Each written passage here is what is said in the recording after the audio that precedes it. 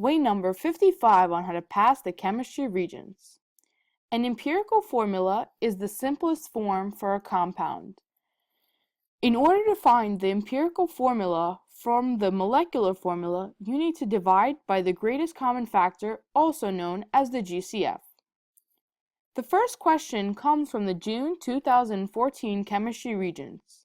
In this first question, it gives us a balanced combustion equation asking us for the empirical formula of glucose.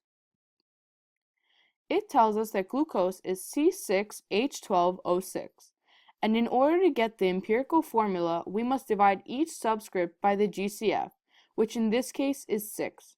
So we divided C6H12O6 by 6 in order to get CH2O.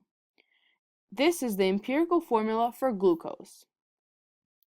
The next question comes from the June 2015 Chemistry Regents, and it asks you to write the empirical formula for the product, which is found on the right side of the arrow.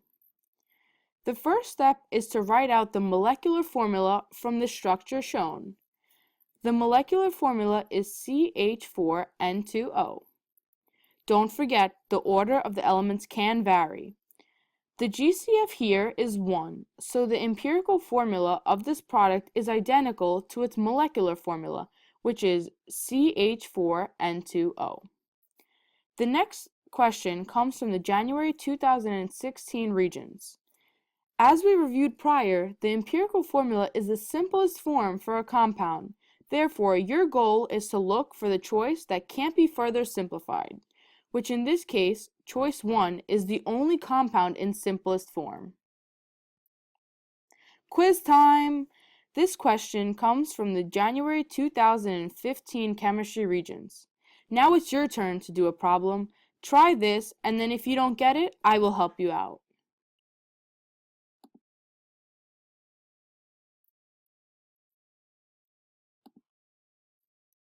Having trouble?